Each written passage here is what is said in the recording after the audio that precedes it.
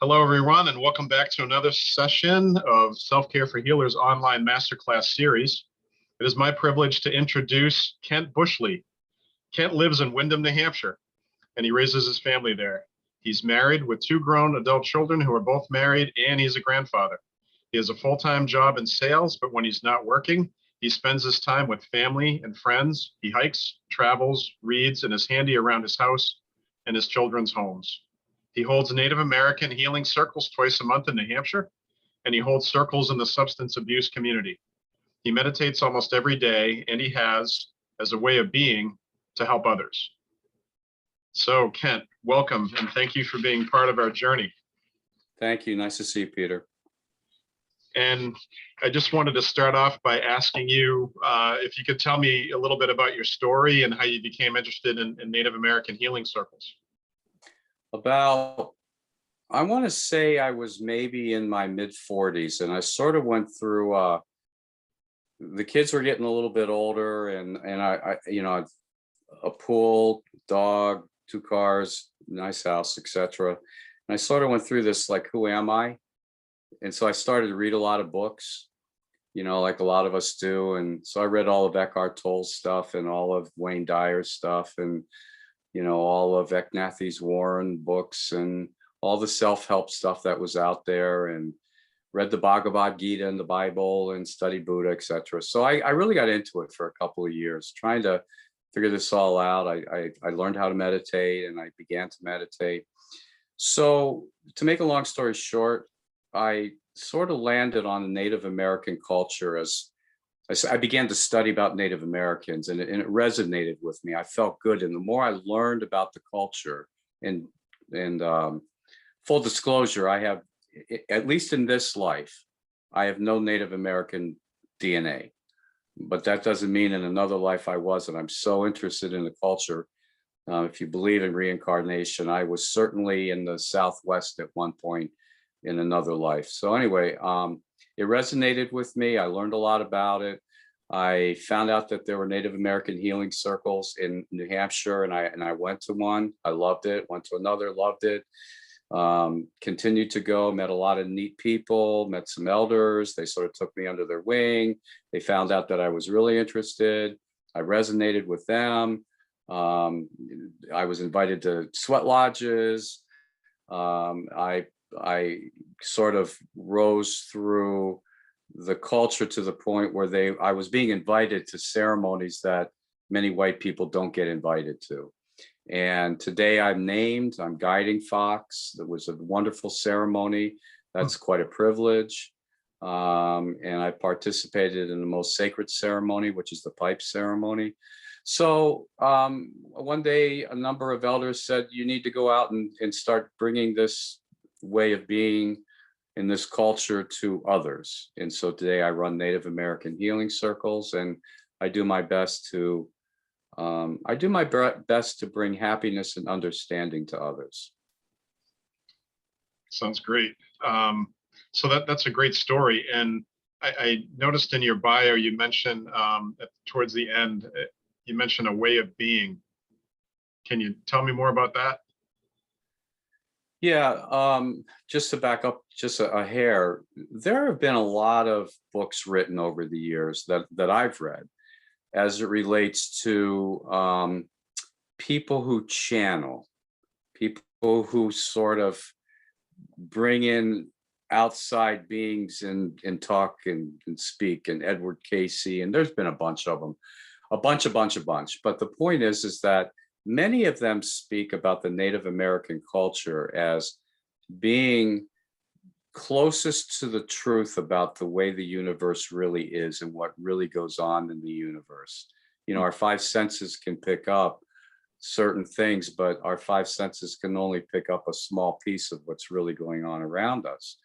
And the Native Americans sort of had a way of being that I've sort of grown into. So let me talk about the way of being. The way of being ultimately starts with who you are really, and what your purpose is, and how you sort of are with all that is. So in other words, if you understand that your four bodies. So I'm kind of speaking Native American here, and I'm kind of speaking about other things that I've personally experienced. And so when I talk, I try to talk from the standpoint of knowledge and wisdom, because I've experienced it, versus a belief which could be disproven and we've learned from others.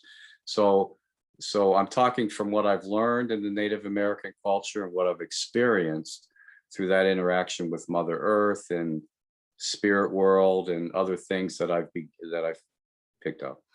So the thing is that we're four bodies.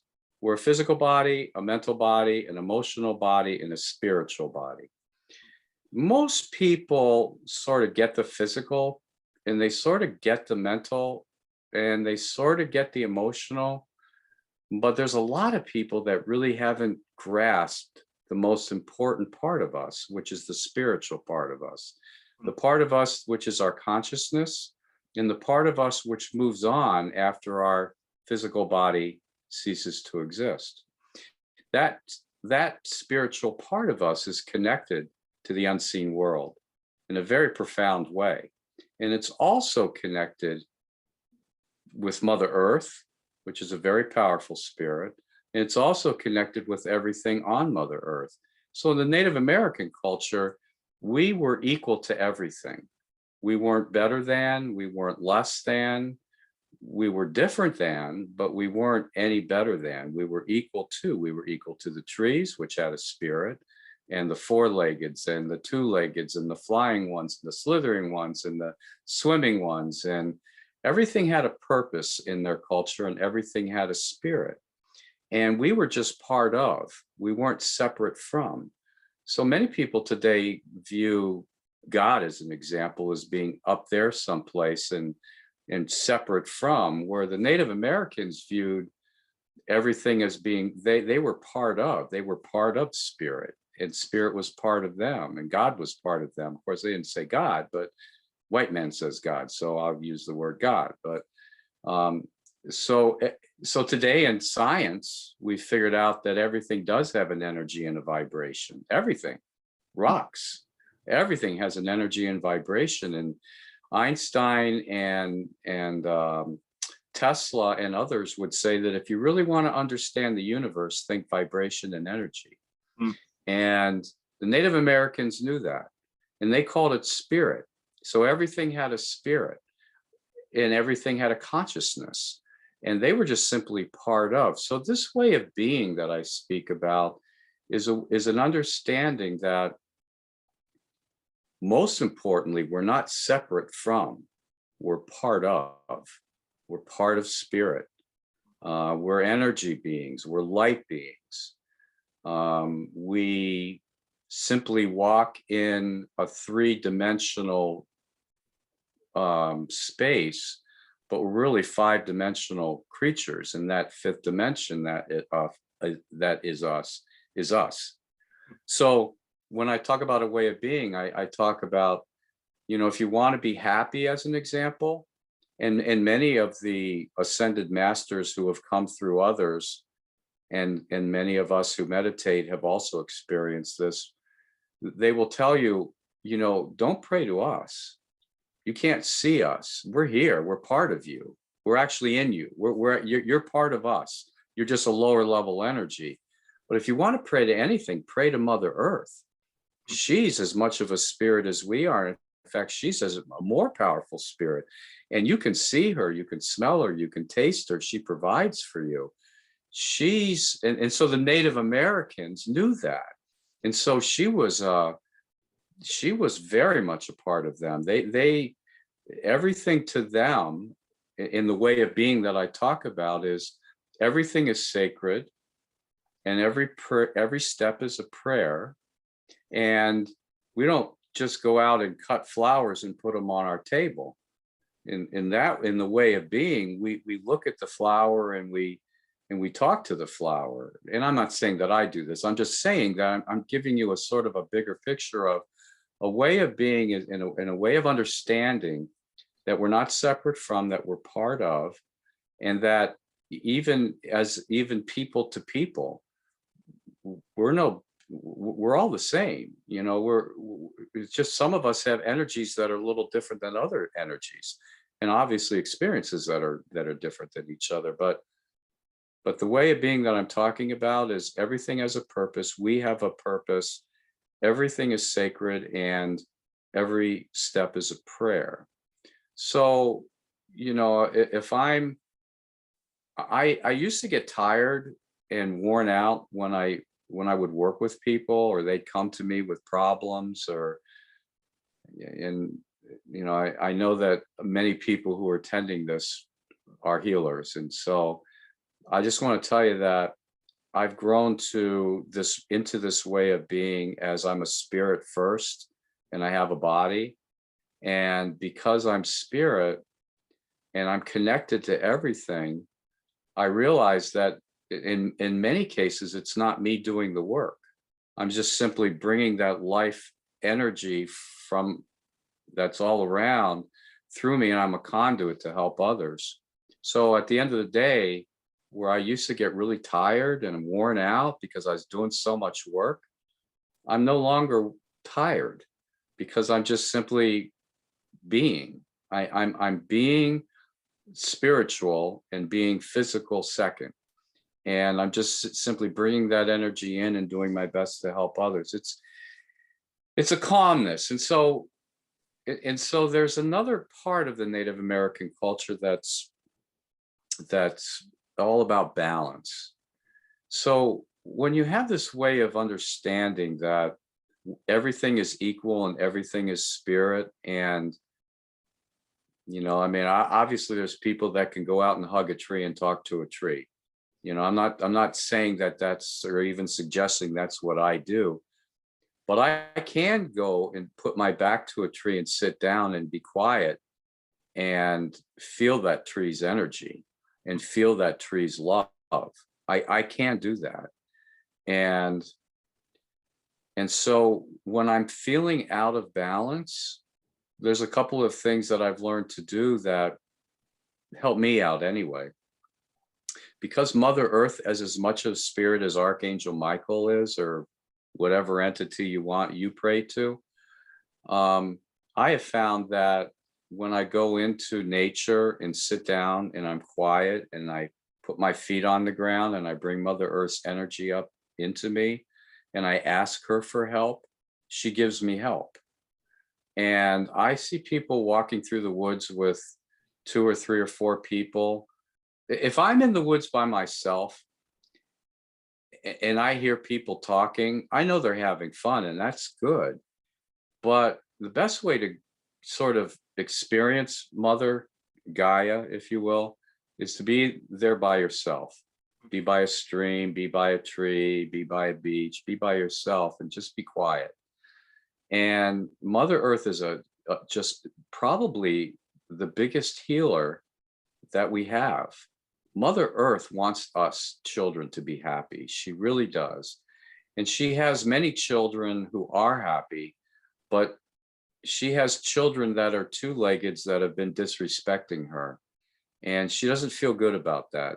In fact, she's pretty upset at her 2-legged children and the way she's been disrespected. But having said that, I found that when I go into nature and I'm quiet and I ask her for help, I end up walking out of the woods in a much better spot than when I walked in.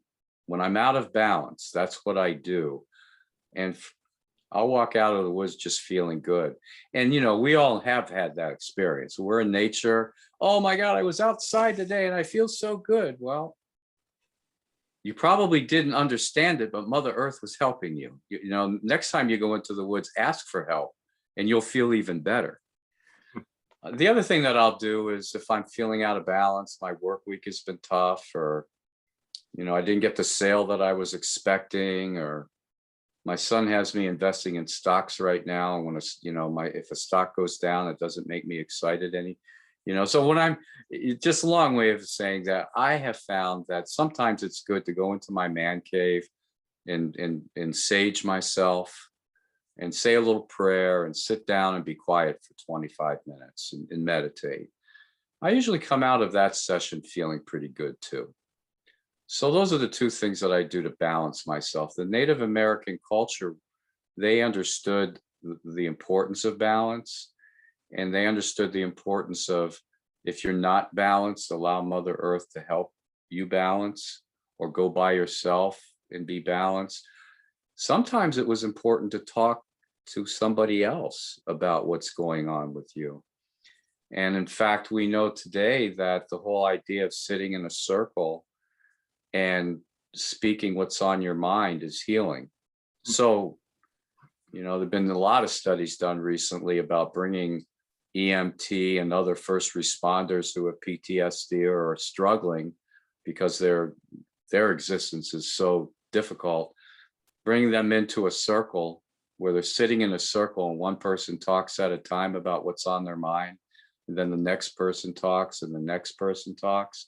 Sometimes it's facilitated, sometimes it's not. Those EMT or first responders tend to walk out of those sessions in a better spot than when they walked in. So that's sort of the concept of the Native American healing circles that I run. For thousands of years, people have gotten together in a circle and talked. And so the Native American circle we call it a sacred healing circle. And people will come in and we'll perform a little bit of ceremony, and we are in ceremony and we're all sacred, and I'll kick it off, and then I'll pass the talking stick to somebody to my left, and they'll talk about what's on their mind, and then it will be passed to their left, and on it will go. And after an hour and a half to 2 hours of the Native American healing circle, people will go back home and be on a high for 3 or 4 days. And I'm not exaggerating. There's something healing about the healing circle. And so I run those, and it's all about getting in touch with who you really are. You're a spirit having a temporary human existence. You're not a human with a little bit of spirituality, So when you understand who you really are, and you understand the is-ness of the spirit world and Mother Nature and your role in all of that, and your ability as a light worker to simply channel that beautiful, loving energy to others, life becomes a little more manageable, Peter. So I just talked a ton. I bet you have a ton of questions. No, this is all excellent stuff. So I'm just thinking, we have healers are really good at healing other people, not necessarily healing themselves. How can healers know that they're out of balance? What signs would you say? Because maybe we've been out of balance so long that that's our new normal, Yeah. How would you teach So healers? when we were in our mother's womb, spirit, who we really are, we formed a union with that body. And as we get older, we sort of disassociate ourselves from that spirit, and we become physical, mental, and emotional. And our spirit wants to talk to us and tell us, because, some people have been in many bodies over many, many thousands of years. So our spirit really knows the answers, but our spirit really can't talk to this piece of me that we call my thinker or my brain. So the only way our spirit can talk to us is through our feelings. That's the way our spirit can talk to us. So if we're not feeling right, so get in touch with your feelings. How can healers help themselves, and how can they know if they're out of balance? Get in touch with your feelings. If you're not feeling happy and joyful and peaceful and full of love and vibrating in here in our chest cavity at a high level, you're thinking the wrong thing. So change your thoughts. But our feelings talk to us. They're the only things that we have that cannot lie. They absolutely cannot lie. It's our spirit talking to us.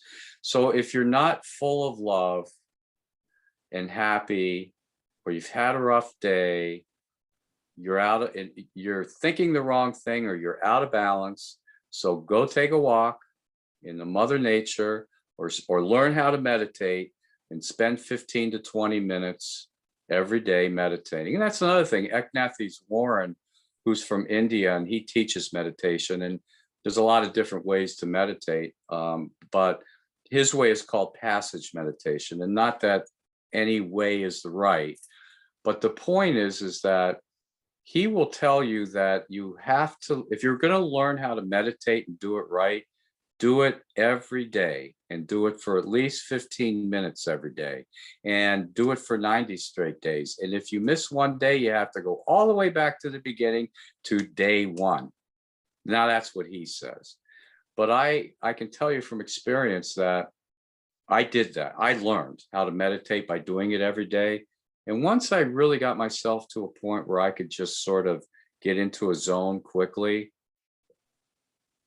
I knew I had arrived. And that's sort of what I can do today. Even if I don't meditate every day, if I miss a day or two, I can get right back into it really quickly because I've done it so many times. But it's like practice, right? So you asked me, balance, healers, how can you tell? Get in touch with your feelings. Your feelings will tell you where you are.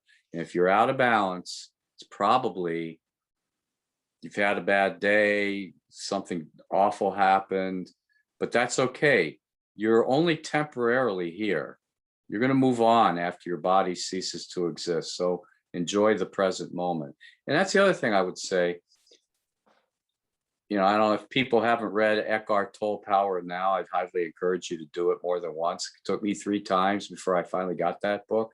But that book, Eckhart Tolle, was divinely inspired. I'm convinced that Spirit was working with him on that book.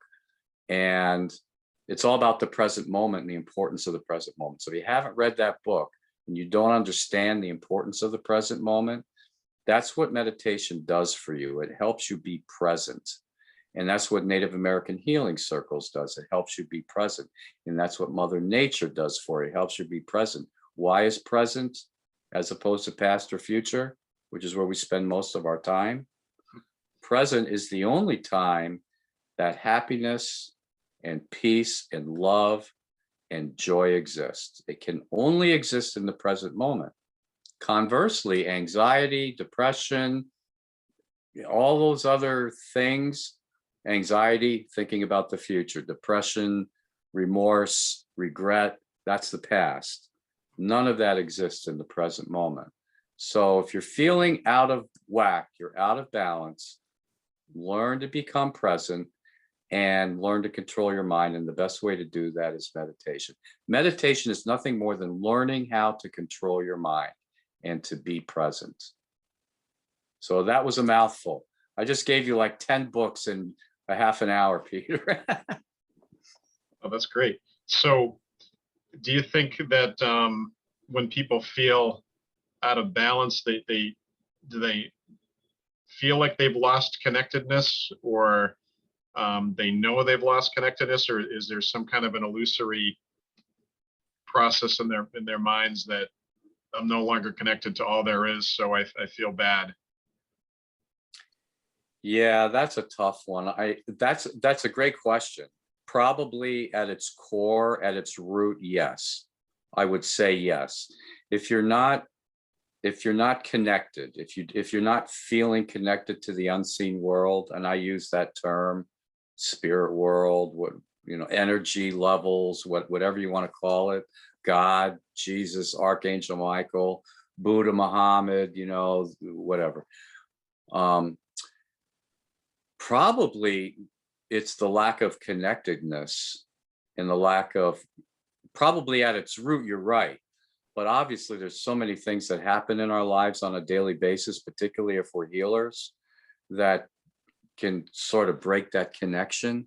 You know, if we can walk through life with the understanding that we're simply part of, we're not separate from, Spirit is with us, we all have a spirit guide, we can always call. Oh, here's another thing.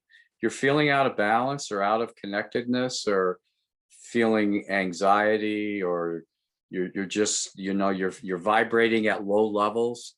those levels of remorse and regret and anger and madness and envy and fear and et cetera, et cetera. Those are all low level vibrations, and they bring us down.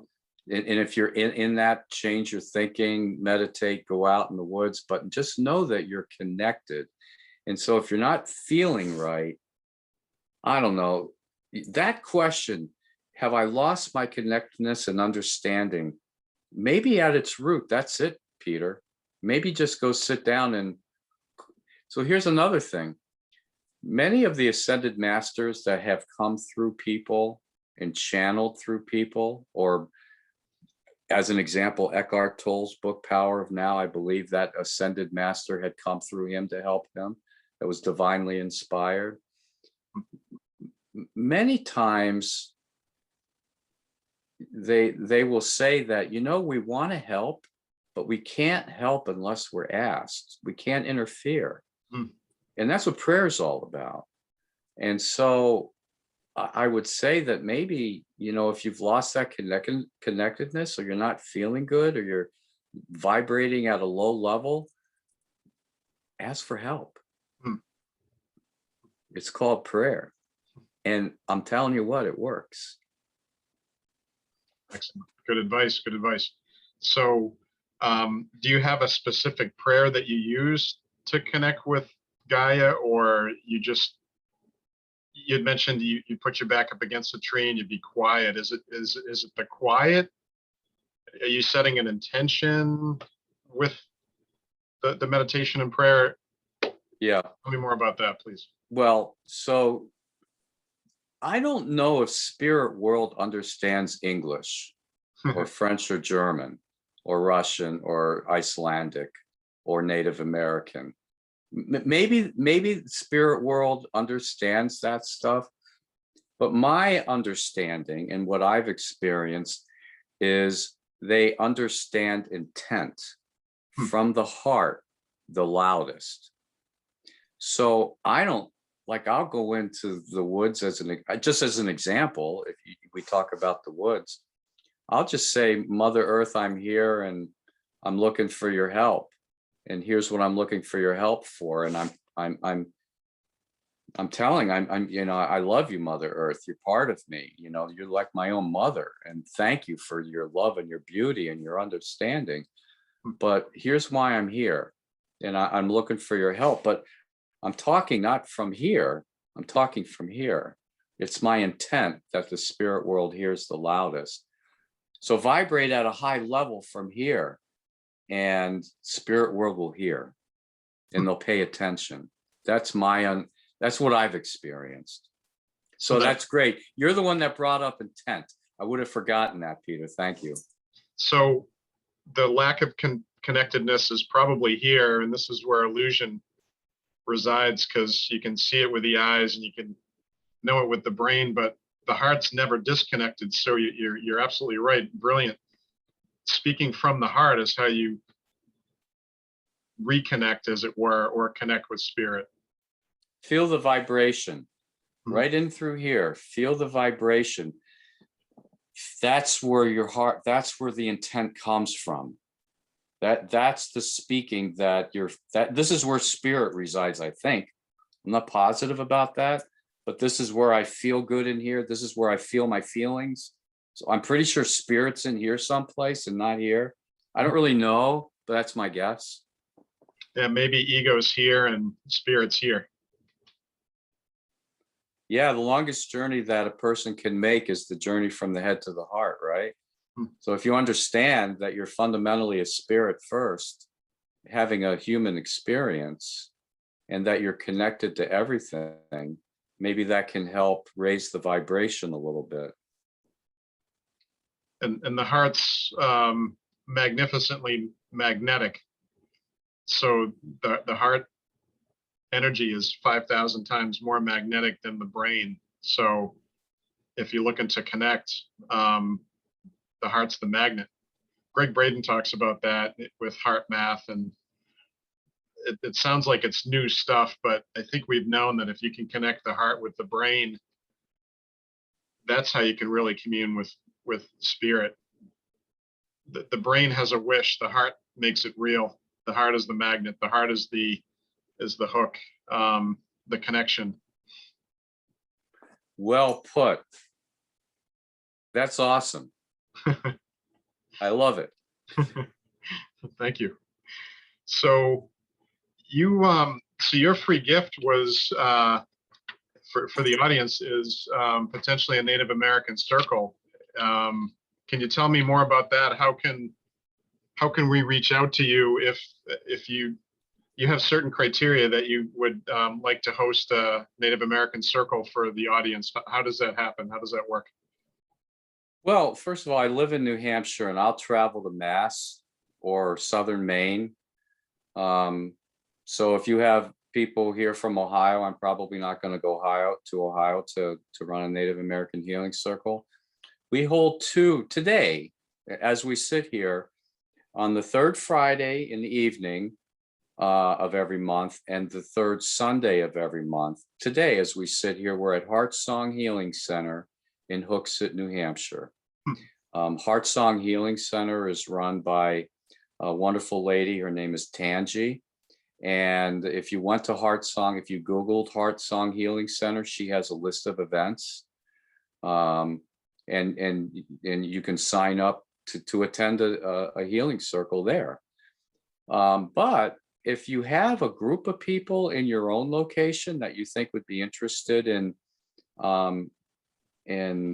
me coming to you, I would be happy to do that. I mean, you have 6, 7 people, 8 people, that would be the ideal.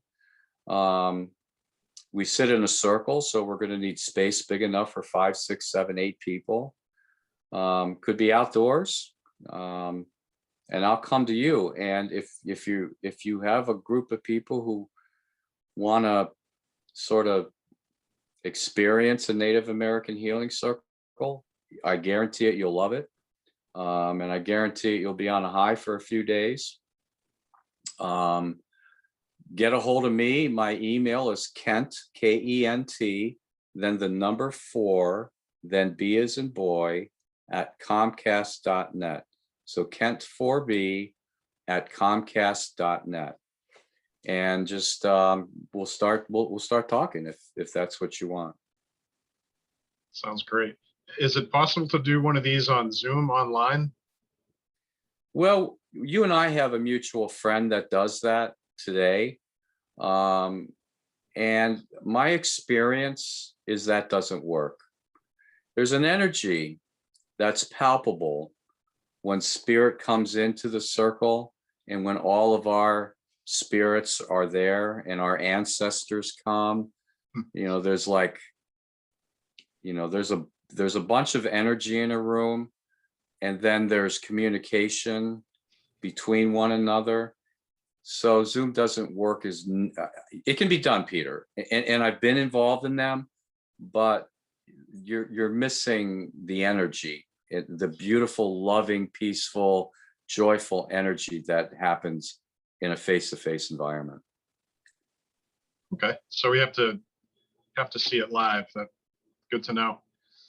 All right. On the other hand, if you wanted to hold a circle and you wanted me to be there and sort of facilitate on Zoom, have at it. Let's do it. I'm with you. I'll do it. Sounds great. It's all about helping others, right? That's why we're here. It's about helping others in a way that benefits you too, in a healthy way, as opposed to going crazy and only caring about someone else. You're important too. Because we're all the same, right? We're all equal. We're all equal, right? So Ken, thank you so much for sharing your pearls of wisdom, and that sounds great to do a Native American circle. I hope people take advantage of that, and you get the wheels turning. I'm thinking about how I can make that happen. So thank you again. I'd also like to thank the audience for being part of this journey with us. And until next time, be well.